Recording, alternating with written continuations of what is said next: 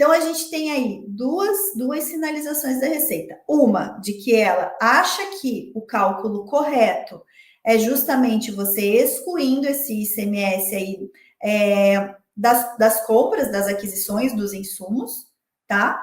E aí, com essa exclusão, aí você vai fazer o cômputo do PIS e COFINS devido no mês, a diferença entre o recolhido efetivamente e o recalculado pela tese do século é que efetivamente vai dar margem ao pedido de restituição de compensação na esfera administrativa, tá?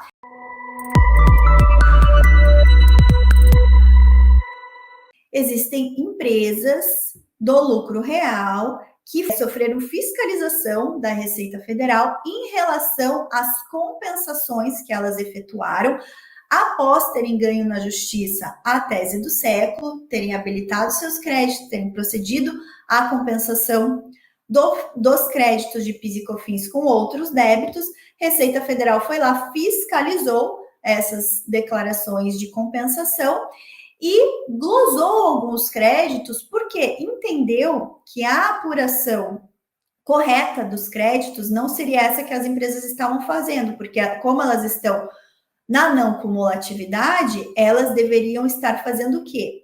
Apura o crédito, contudo, tem que excluir aí dessa apuração desse crédito também o impacto do ICMS lá quando elas vão fazer a correspondência do crédito da não cumulatividade. O que a Receita tem falado nessas glosas dessas compensações? Que o contribuinte deveria ter excluído o ICMS lá dos insumos. Teria que ter excluído o impacto do ICMS lá quando vai considerar os insumos. E aí, considerando esse impacto do ICMS e excluindo ele lá dos insumos, o crédito relacionado à tese do século reduz drasticamente pelos cálculos que a gente fez. Um exemplo que a gente pegou de um faturamento mensal de uma compra de 100 mil, na não cumulatividade, o crédito a repetir de um mês seria de 2.000, eu não vou lembrar de cabeça, R$ 2.200. Refazendo de acordo com o entendimento da Receita, esse crédito cai de 2.000 para R$ 900. Desculpa, cai de 2.000 e pouco para R$ 1.800. Então, ele cai aí cerca de 50%, tá? Então, é um impacto muito grande. E aí, isso faz o quê? Faz com que todas essas compensações tenham sido glosadas, com multa também, né? Tem o reflexo da multa, com a cobrança, então, todo aquele débito, se eu apurei um crédito de 2.000, eu vou compensar com débito de 2.000. A Receita fala, não é 2.000, é 1.600. Então, automaticamente, R$ 400 do débito que eu coloquei lá para compensar, a Receita vai mandar o quê? Vai mandar direto para a cobrança. Então, isso gera impacto nas empresas muito grande.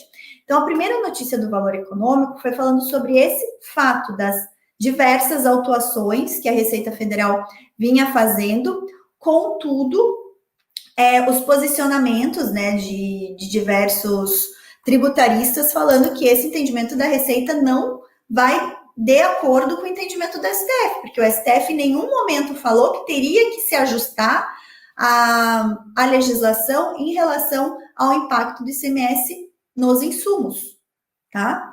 Nos insumos. E aí, no mesmo dia 29 de julho, saiu uma outra notícia, também no Valor Econômico, falando que a Receita Federal vai suspender todas as fiscalizações relacionadas à tese do século até que o Supremo publique o acórdão relacionado a esse tema 69, e aí, uma vez publicado o acórdão relacionado ao tema 69, o que vai acontecer?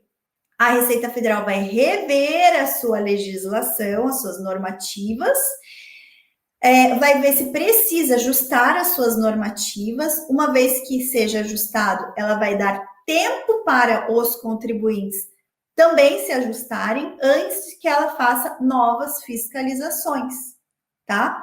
Então, a gente tem aí duas sinalizações da Receita. Uma, de que ela acha que o cálculo correto é justamente você excluindo esse ICMS aí das compras, das aquisições dos insumos, tá? E aí, com essa exclusão, aí você vai fazer o cômputo do PIS e COFINS devido no mês, a diferença entre o recolhido efetivamente e o recalculado pela tese do século, é que efetivamente vai dar margem ao pedido de restituição e de compensação na esfera administrativa, tá? E aí,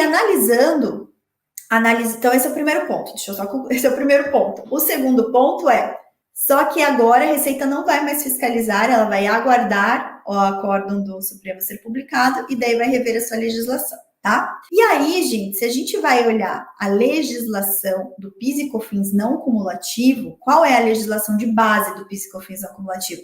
Lei 10.833 em relação a COFINS não cumulativa e Lei 10.637 em relação ao PIS não cumulativo. Essas duas legislações são praticamente idênticas, tá? E aí, lá nos artigos 1º e 2º, tratam da apuração do PIS e COFINS a pagar. Contudo, o artigo 3º fala do crédito na não cumulatividade. Como que se calcula esse crédito para se reduzir aí do PIS e COFINS a pagar? E quando vai falar da apuração desse crédito, em nenhum momento a legislação fala que deve-se excluir os tributos da aquisição, tá? Para reduzir aí essa base de cálculo, em nenhum momento. Então, o que os tributaristas, qual que é a conclusão que os tributaristas estão chegando?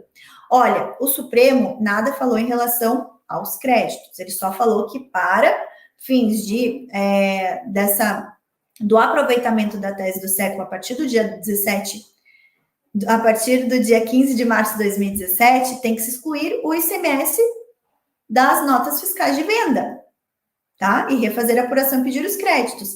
Nada disse o Supremo em relação ao reflexo disso para as empresas que estão na não cumulatividade, tá? Então, não poderia a Receita Federal inovar nesse sentido. Segundo ponto, se fosse ter que se considerar esse reflexo das compras, a legislação também teria que prever isso, também teria que ser ajustada, tá?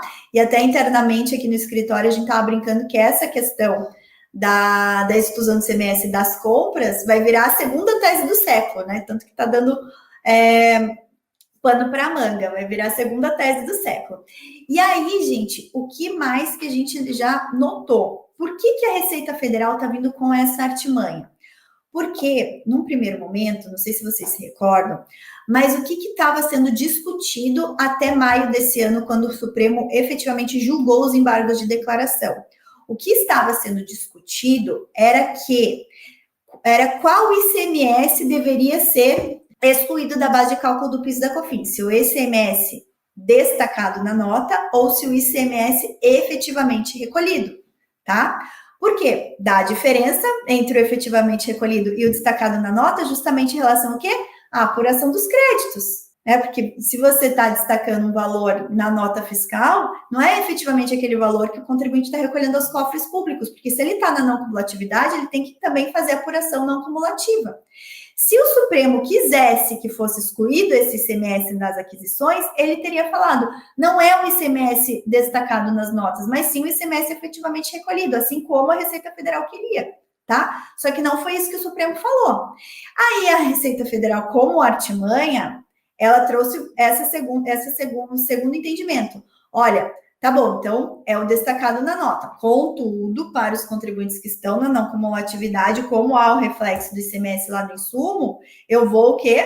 Eu vou trazer uma outra legislação, que foi no caso lá em 2019, quando ele trouxe a IN 1911, para, de alguma forma, como eu perdi lá no Supremo, como naquela época eu poderia perder no Supremo, né, a Receita Federal pensando, eu, de alguma forma, reduzir o meu rombo nos cofres públicos, tá?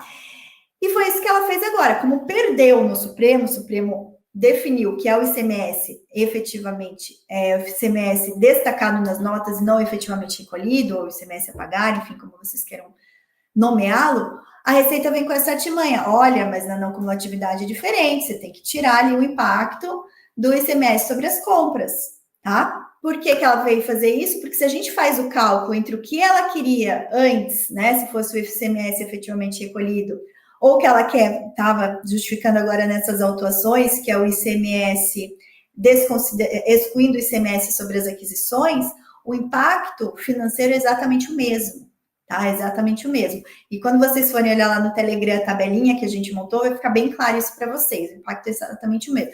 Então, se ela tivesse ganho lá no Supremo, falando, não, esse ICMS é efetivamente recolhido, ela nem viria com nada dessa tese da exclusão do ICMS sobre as compras, porque para ela isso já teria esse efeito, tá?